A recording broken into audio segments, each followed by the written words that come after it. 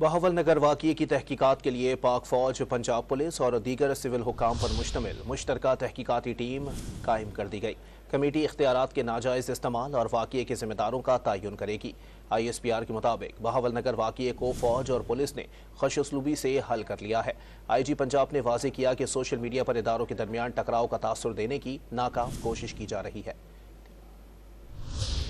بہاول نگر میں پیش آنے والے واقعے کی تحقیقات کے لیے جوائنٹ انویسٹیگیشن کمیٹی قائم کر دی گئی۔ ISPR کے مطابق کمیٹی میں پاک فوج، پنجاب پولیس اور دیگر سول حکام شامل ہیں۔ کمیٹی اختیارات کے ناجائز استعمال اور واقعے کے ذمہ داروں کا تعین کرے گی۔ ISPR کا کہنا ہے کہ بہاول نگر میں پیش آنے والے افسوسناک واقعے کو فوج اور پولیس نے خوش اسلوبی سے حل کر لیا ہے۔ IG پنجاب عثمان انور نے واضح کیا کہ واقعہ پولیس کی جانب سے SOPs کو فالو نہ کرنے کے باعث پیش آیا۔ ویڈیو بیان میں ان کا کہنا تھا کہ واقعے کو بڑھا چڑھا کر پیش کیا جا رہا ہے۔ بہاول نگر کا واقعہ ہوا اور ایک ایسا تاثر دینے کی کوشش کی گئی اور سوشل میڈیا پہ ایسا طوفان بدتمیزی کیا گیا جیسے خدا نہ خواستہ پاکستان کی فوج اور پاکستان کی پولیس کے درمیان کوئی ٹکراؤ کی اداروں کے درمیان میں صورتحال پیدا ہو گئی ہے۔ دونوں ادارے اپنے اپنے ڈپارٹمنٹل ایکشن کا آغاز کر چکے ہیں۔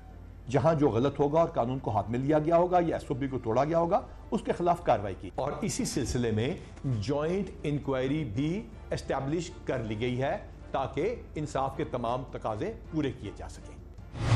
IG پنجاب نے بتایا کہ واقعے کے بعد دونوں اداروں نے مشترکہ طور پر اس کا فوری ایکشن لیا۔